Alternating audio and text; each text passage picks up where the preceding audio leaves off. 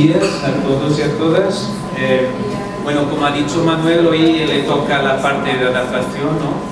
Yo siempre digo la adaptación es el pariente pobre del cambio climático, ¿no? Porque hasta bien poco no se hablaba mucho de la adaptación al cambio climático.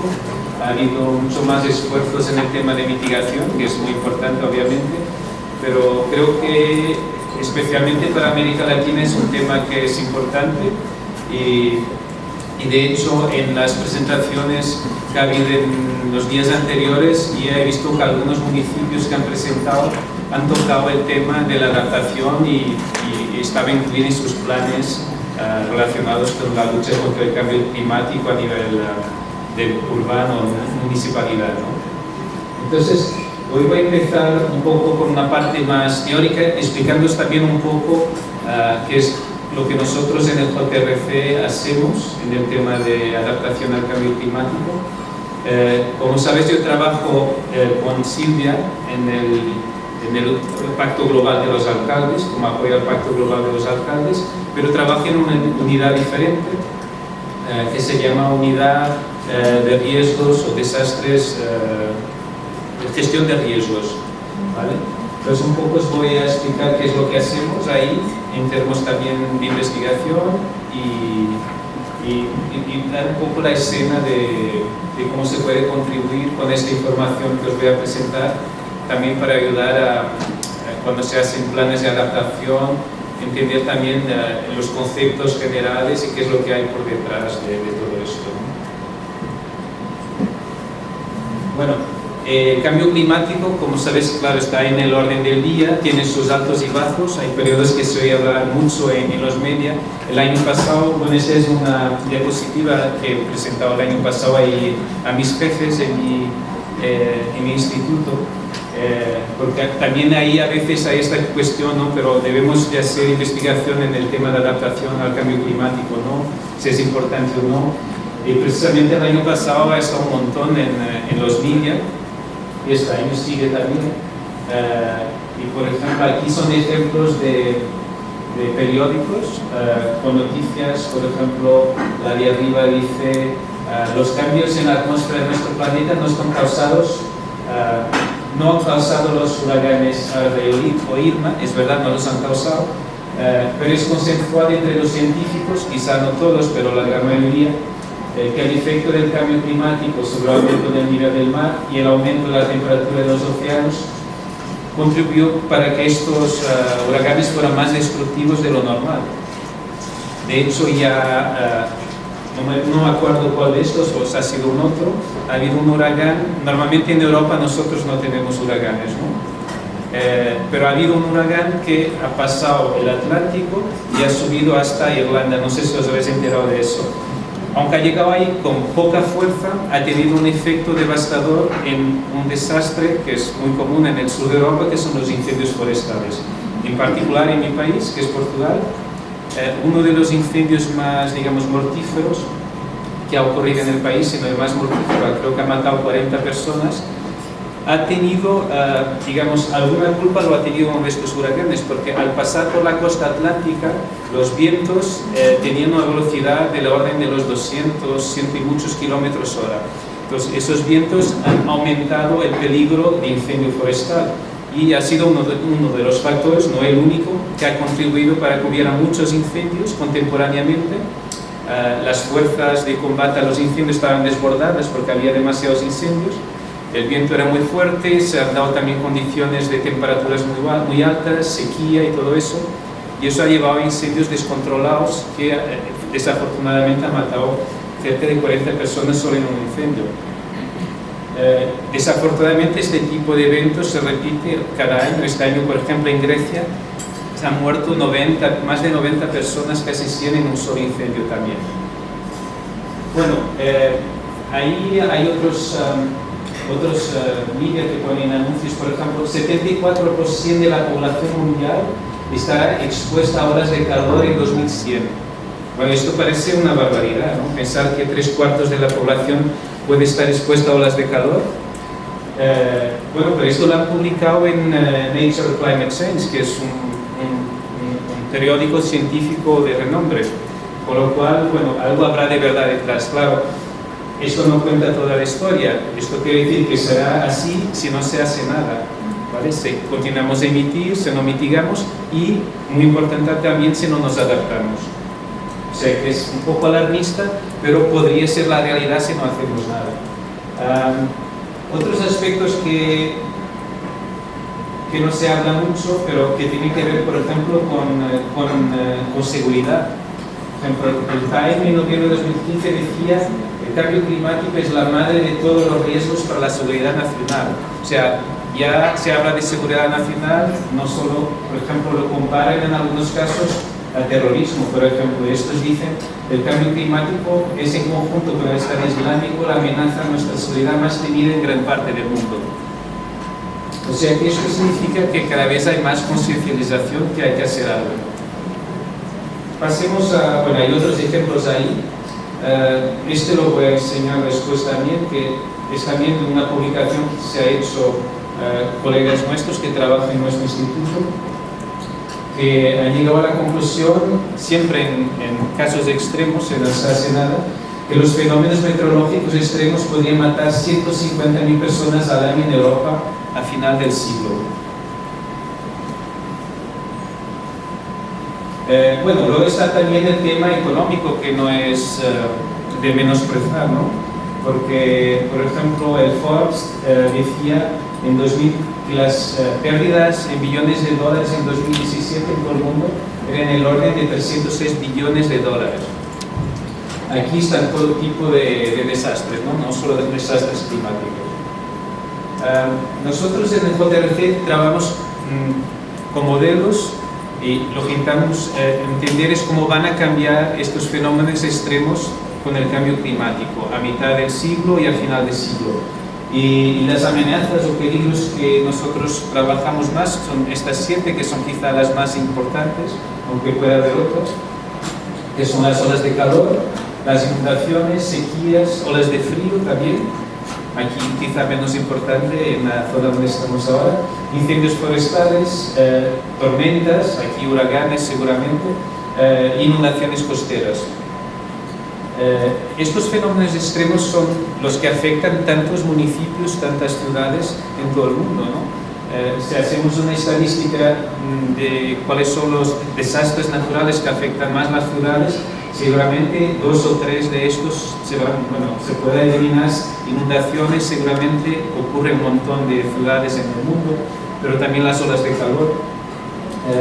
Incendios forestales quizá no tanto, pero empezamos a tener cada vez más ciudades que crecen hacia zonas, digamos, arborizadas con bosque. Entonces esta interfaz entre el bosque y la ciudad también lleva a que los incendios forestales puedan entrar en zonas urbanas, como ha ocurrido en Grecia este año. Y bueno, inundaciones costeras, porque muchas veces nosotros hablamos si el nivel del mar va a subir no sé cuántos centímetros o 1 metro, lo que sea. Pero hay que entender que no es solo el nivel del mar, o sea, la subida del nivel del mar combinado con otros efectos, como los que hablamos ahí, hace que pueda haber inundaciones costeras mucho más destructivas que solamente si fuera simplemente la subida del nivel del mar. En Europa, por ejemplo, hemos corrido algunos modelos para entender, en este caso, hablamos de temperatura y precipitación solamente, ¿no? O sea, no estamos analizando los desastres, cómo van a evolucionar, pero 2 variables que son las que se presentan tantas veces que normalmente son temperatura y precipitación. Entonces, esta es un poco ver lo que puede ocurrir en Europa desde 1995 hasta el final del siglo, y lo que se ve es que usando previsiones climáticas regionales para Europa, basadas en el RCP 8.5, digamos que es el más extremo, que supone que la temperatura puede llegar a un aumento de 4 grados a nivel global, se ve que en Europa, en algunas zonas, se puede llegar a temperaturas incluso superiores, temperaturas medias superiores a 4 grados. No solo en la parte del sur de Europa, que naturalmente tiene temperaturas más altas, pero también en las zonas del norte de Europa. En términos de precipitación, lo que se ve es que hay también una desigualdad. En el sur de Europa habrá una disminución de la cantidad de precipitación, o sea, probablemente va a fomentar más episodios de sequía, mientras que en el norte habrá un aumento de la precipitación disponible. Y este tipo de modelos pues, se corren también a nivel global. Seguramente aquí en Latinoamérica hay instituciones que tienen estos modelos y los corren, y seguramente lo que obtienen es muy parecido a lo que ocurre en Europa también, o lo que podría ocurrir en Europa.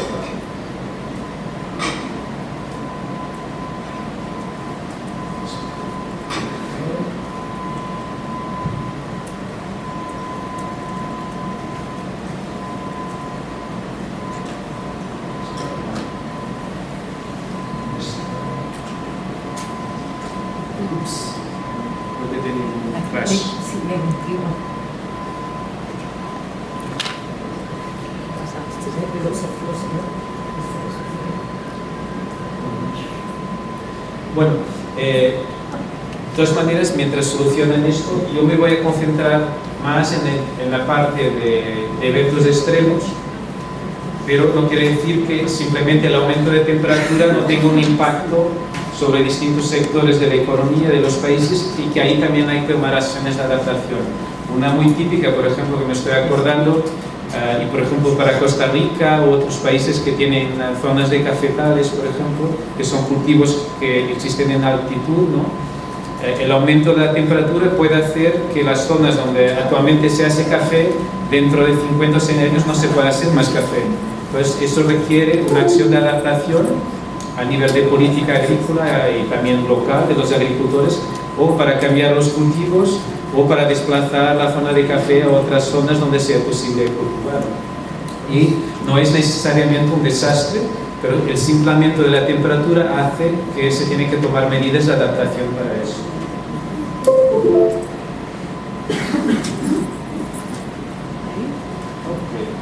Yo creo que no le ha gustado la animación, ¿verdad? Sí. Voy a saltar, a ver si salta. Ahí está. Vale. Nosotros, una cosa que es muy importante, y también hablando ya, pensando ya lo que vamos a hablar esta tarde, cuando se hace un plan de adaptación y eso, es muy importante entender cuál es el historial a nivel de la ciudad, de la municipalidad, a nivel de desastres, qué es lo que ha ocurrido en el pasado, qué es lo que está ocurriendo, ¿no?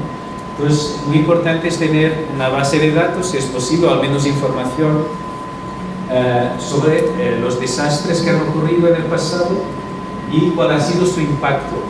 Por ejemplo, aquí esto es extraído de un informe de la Agencia Europea del Ambiente que dice, es un resumen de los desastres naturales en Europa entre 1980 y 2013. Y lo que veis aquí es...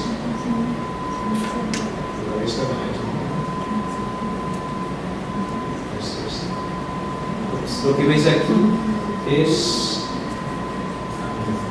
o sea, cada color representa un grupo de desastres, ¿no? Y este es el número de ocurrencias de desastres. Entonces se ve, por ejemplo, que en Europa 41% de los desastres son desastres meteorológicos relacionados con tormentas. Y un 33% son desastres hidrogeológicos, como pueden ser inundaciones o deslizamientos de tierras, y luego en menor medida desastres climatológicos como olas de calor, sequía, olas de frío, sequías, incendios forestales. Este es el número de eventos, pero si miramos a nivel, por ejemplo, de muertos, aquí aparece, en todos estos años se han computado más de 111.000 fatalidades, de personas que han fallecido por acción directa de estos desastres. Y se ve que el más importante a nivel de mortalidad, por ejemplo, son las olas de calor. Esto típicamente tiene un impacto en las zonas urbanas, en las ciudades. Pero si miramos en términos de pérdidas económicas, ahí este gráfico ya cambia y se ve que el que tiene un mayor impacto a nivel de pérdidas económicas son los desastres hidrogeológicos como las inundaciones, que hace algún sentido, tiene un impacto más directo. Aquí hay también alguna información, por ejemplo, en que se ve que de estas pérdidas de 480 millones de euros, solo 132 millones estaban asegurados. O sea, o sea, hay una gran parte de la población, de las instituciones que no hacen seguros para cubrir posibles pérdidas por desastres naturales. Imagino que en otras partes del mundo aún será, digamos, esta diferencia aún será mayor.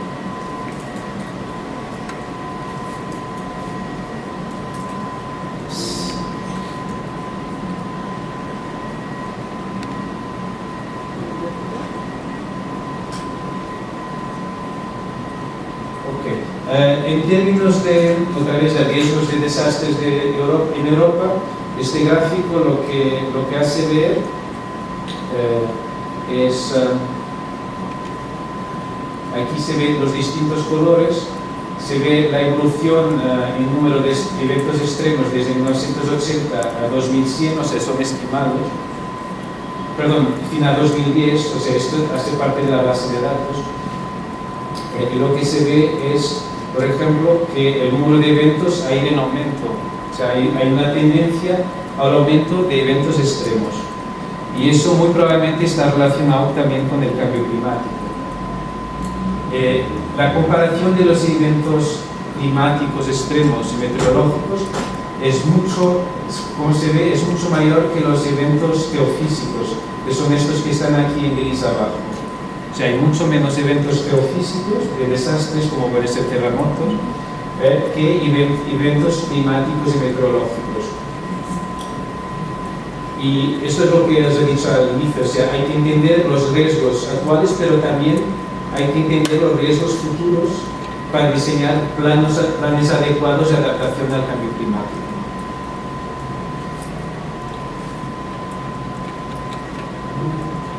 ¿Cuál es la que pasa en esto? Creo que me equivoco. ¿Es esta? Sí. No me está pasando. Paso con la otra, la ruedecita. No puedo cerrar, o te lo digo. ¿Es ese? No, el otro año. Adelante.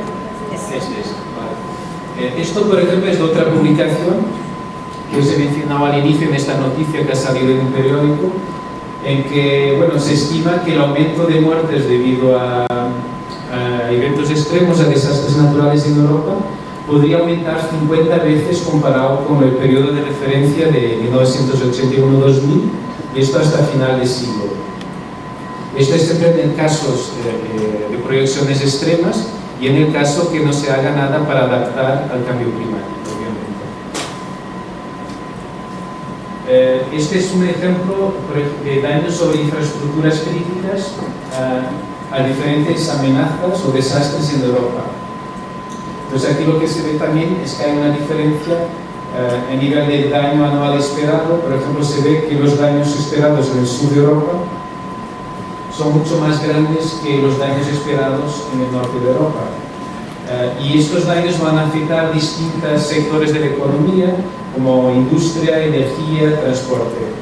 ¿Vale? Y aquí aparece, digamos, la que es más afectada es la parte de industria y la parte de energía y transporte. Y esto es lo mismo, pero por los distintos tipos de desastres, ¿no? Que tienen un impacto diferente en los distintos sectores.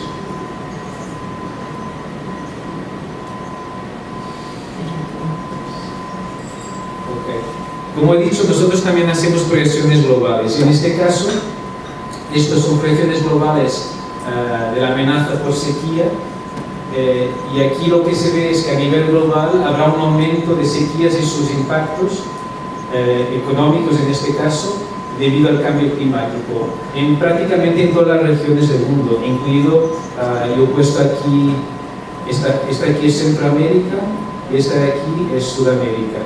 Y esto son distintos escenarios, y se ve que en el escenario de 4 grados, de aumento de 4 grados, que es el que que está representado aquí, los impactos económicos son muy significativos.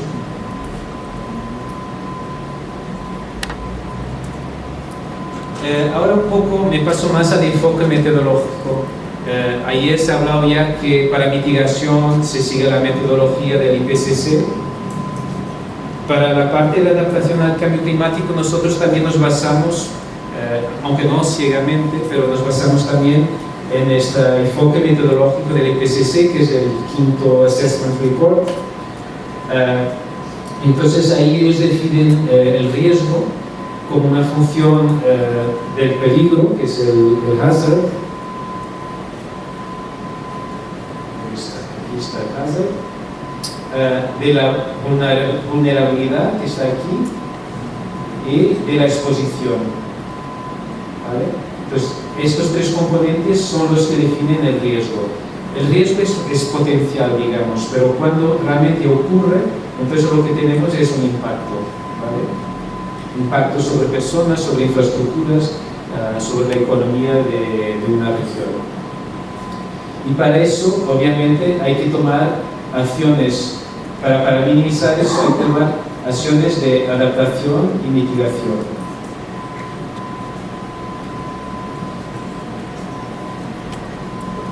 Aquí, bueno, la amenaza, el hazard, digamos, es lo que estaba hablando ahora, ¿no? Una precipitación extrema, o falta de precipitación, o una tormenta tropical, o lo que sea.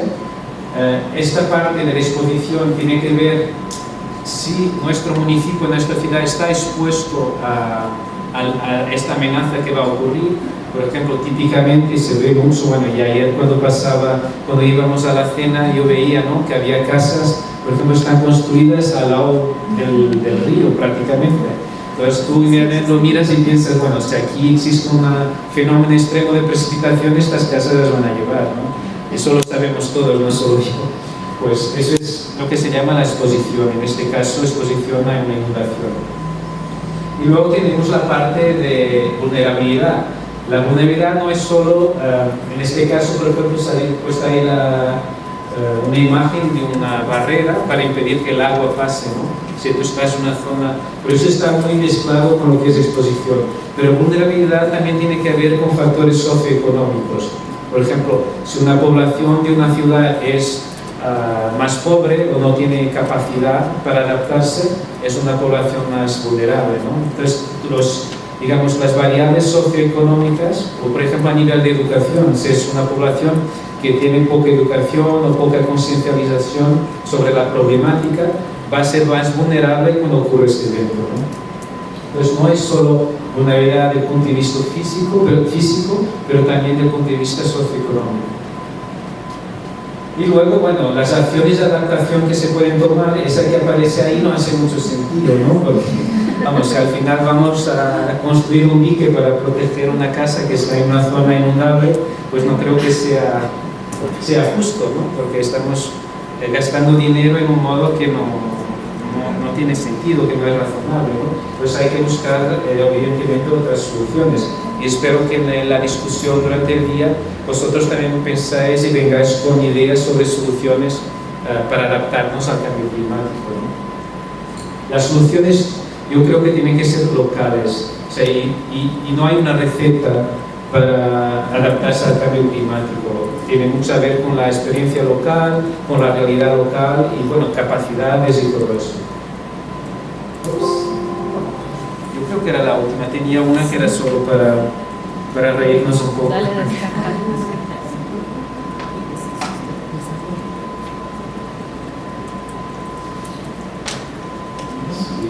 ¿Se puede ir a la última? Sí, a la última. Es que esta ruedecita es muy sensible. ¿Cómo? Haciendo tu... Sí, y ahora la próxima. Que creo que es la última.